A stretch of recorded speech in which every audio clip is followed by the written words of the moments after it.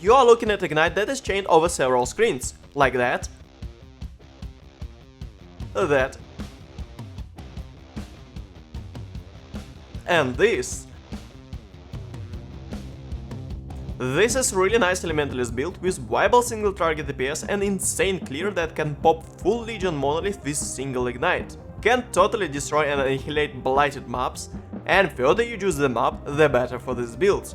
But most important part about this build are following features: stun immunity, elemental element immunity, maximum spell block, maximum attack block, life on block, maximum physical damage mitigation at 90%, and 50% of incoming elemental damage that is redirected to chaos resistance, which is capped at 86%. 86% chaos resistance. Yes, a bit of defense layers here. And all that on a budget under 10 exalted orbs. This is the full video guide for Chain Ignite Elementalist. To begin with the build, let's glance over passive tree to have better grasp on the build direction. Build use reworked Elementalist Ascendancy with Shaper of Flames to have ignite from any damage source. With Glancing Blows Keystone, build reach into the best part of the tree to achieve maximum block. Then build gets Unwavering Stance Keystone further down for stun immunity. And with strategic placement of Red Nightmare, build achieve not only extra block chance, but most important, almost permanent uptime of endurance charges.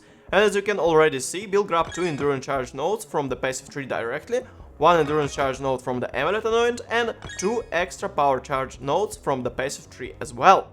And here's the main interaction of the build. Build is using combination of Discharge spell to proc huge ignites from 6 endurance up to 5 power and 3 frenzy charges. Build then using Ramiro Banquet unique ring to get actual power charges first. Then build convert the power charges from Walls Devotion unique amulet. That happens once build lose power charges from critical strike or from direct discharge of discharge spell. And do not forget that Red Nightmare Jewel also help to maintain permanent endurance charges on kill. And the frenzy charges are just generated from the simple and cheap rare chest. And the only real requirement for this chest is ability to host 6 link discharge and well to have actual modifier with frenzy charge on hit. But getting charges for great area of effect from discharge is not the only goal. With Ignite Proliferation support, build can expand area of effect a bit further. But this is not the chained ignite effect that you've seen in the gaming footage before. With the Aberrath Hooves unique boots, build actually achieved the ability to chain ignites off screen and way beyond Ignite Proliferation range. This cheap unique item is definitely overlooked at the moment, and I bet it would be more meta and staple for a lot of Ignite Elementalist builds in the future. With first mystery of the build solved, let's go for the next important part. How the build actually achieve 86% chaos resistance, and after that how build is able to get maximum block chance with 300 life on block. Build is running Divine Flash Keystone from Glorious Vanity unique jewel with the name of Xibaqua. That is very powerful damage mitigation technique if you can overcap your chaos resistance. Remember that each 1% of resistance over 75% cap is equal to approximately 4% damage mitigation. So if the half of damage goes to 75% res and half to 86%, it is something around 22% of extra damage mitigation. This is even better than Fortify effect, and you can get both of them anyway. So why and how exactly build gets 86% of maximum chaos resistance, and why not go for the global maximum of 90%? Well, getting to 90% would compromise damage, and it would be way more expensive. I am talking about several gear pieces that would cost more than this build total. With 1/8 passive large cluster jewel, you can get some damage scaling and chaos resistance from smaller jewels. There are not a lot of options for large cluster jewel, but I personally prefer to get here Life Leech from Daryani Lesson. Then build get one rare medium cluster jewel with most important Circling Oblivion notable, and the second another available high DPS notable. Next build socket small cluster jewel with 3 small passives and Born of Chaos that give 3% to maximum chaos resistance. And on another medium cluster jewel we are actually going for the unique Megalomaniac jewel. And this is where you can get second Born of Chaos notable to get that 86% chaos resistance cap. And the other good notes would be Circling Oblivion, Daryani Lesson, and for example I got Powerful One notable to have that extra way to generate power charges. But just getting maximum chaos res cap is not enough, you need to get bloody chaos resistance in the first place. And very big tip is to get the most out of your cluster jewels. Extra chaos stress on small passives is rather cheap, while similar rolls on the main gear would increase price of the build quite a bit. I got 44% of chaos resistance of my cluster jewels alone. Then I got 24 from the passive tree, then around 55% from 2 natural rolls on rare gear, and another 30 from 2 bench crafts. Alright, enough boring defenses for now, let's talk damage. So, Ignite have base duration of 4 seconds, and while it is totally alright for normal tier 16 maps, once you start juicing them up, you want faster damage from Ignite. That is why build using Replica and Berhovka as second unique ring. Fast Ignite is more responsive, and as a result, it is almost doubling single target DPS. On the passive tree build is using Elemental Overload Keystone since it is not the crit based build, and any extra crit would really interrupt power charge generation from Ramira's Banquet. Another part of the damage and defenses comes from 4 golems thanks to Golem Commander Notable and Elemental Ascendancy. Golems are Chaos Golem for physical damage mitigation, Flame Golem for raw extra damage, Stone Golem for life regen, and Lightning Golem for extra cast speed. Next damage scaling step is Mastermind of Discord Ascendancy with Fire Exposure and Elemental Equilibrium Keystone, and here where everything gets really complicated. And well, very interesting and simple once it gets explained. Build is getting Fire Exposure from castman damage taken setup on level 1 with level 7 Wave of Conviction. Then Combustion support is used to scale DPS even further, and yes, Ignites do stack and retain negative fire resistance effect from Combustion even while only one highest instance of Ignite actually dealing damage. And this setup is also running Tempest Shield support to have some extra spell block chance and Elemental Equilibrium passive override. And yes, build is running both Fire Exposure and Elemental Equilibrium. While on paper both effects counteract each other, Elemental Equilibrium is overwritten each time you apply a new skill. So with that in mind, you can get Fire Exposure from Wave of Conviction and trigger Elemental Equilibrium, lowering cold and increasing fire and lightning resistance. Then you can hit an enemy with lightning damage and override Elemental Equilibrium while retaining Fire Exposure effect. For that reason, build not only run Tempest Shield, but also separate free link setup with Stormbrand, Hextouch support and Flammability Curse. This ensures not only a reliable way to have correct Elemental Equilibrium override, but also the main way of generating power charges from Ramira's Banquet ring and applying the curse.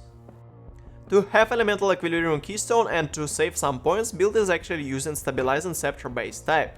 Here you can get quite a bit of damage and utility for your build. First, please avoid any flat fire and cold damage on this gear piece and for certain on any other gear piece as well. I recommend to self-craft this gear piece.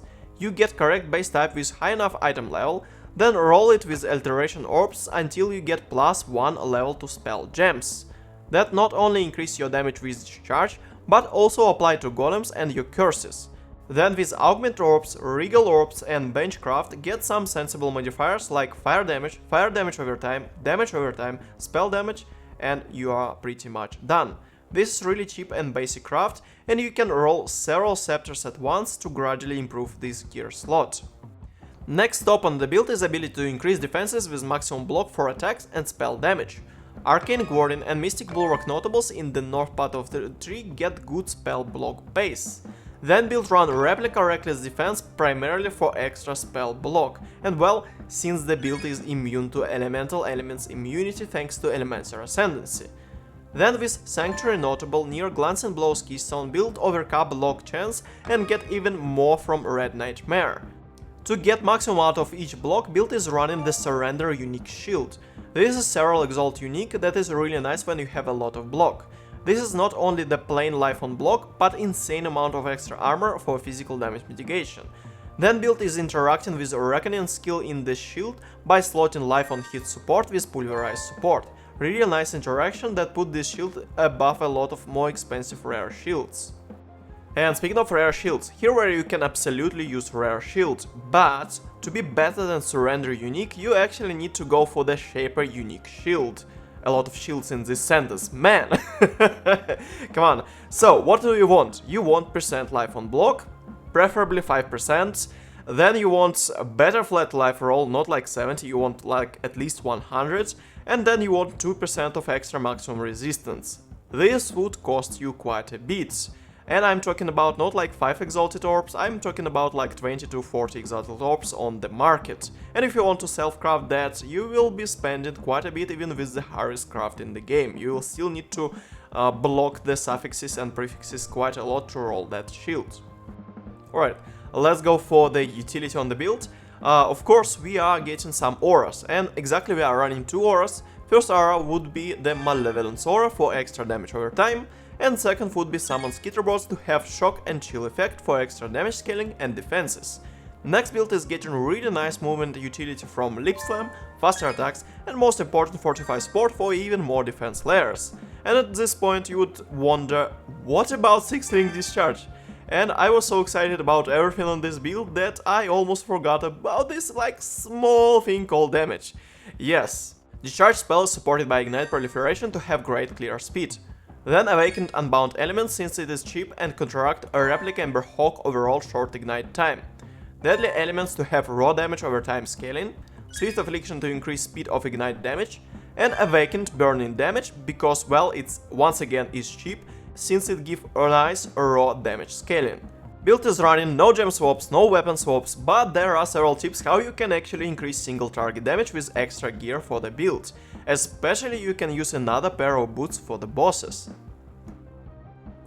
I personally prefer to use custom damage taken setup in my boots. It is rather cheap and you can get another pair of the boots to swap around with the same skill gems. Aberrath Hoof's unique boots are nice for clear speed, but pretty much lackluster when you go for the boss encounters. You can get really nice rare boots with +1 endurance charges, some extra flat life and better movement speed. That would increase your defenses and single target DPS for boss encounters. Totally win-win situation. And speaking of every other gear piece, there are not a lot of important things to talk about. Get your Frenzy chest, get +1 level minion helmet, get +1 spell level elemental equilibrium scepter, so together you have level 22 golems with greatly increased buffs. Get as much of flat life that you can get, fix resistances, fix your dexterity, and don't forget to get corrupted blood immunity on single rare jewel. So as usual, all extra information is down below in the video description, and of course, if you are from the future, please check out the comment section for the pinned comment, because there I am exactly updating my builds while they are relevant. And the next week I will be doing another video. I will be doing follow-up for the previous video where I made my 30 golem minion instability impossible elementalist. A lot of YouTube keywords, you know, stuff. But that previous video had like 30 exalted minion helmet, which is really expensive, and it had like elegant hubris, which you need to roll with divine orbs, and I like spent like 30 divines to roll it and did not get anything better than I had in the video, so I was really frustrated and thought like, man, I need to make the budget version, because if I am frustrated, I imagine the people. So I decided to do that next. And that version will be more streamlined, it would be a bit different passive tree, a bit better and faster in the setup department. If you want to be posted, hit that subscribe button. If you want to super support me, there is the Patreon links down below, please check that. And until that, thank you for watching and have a pleasant day.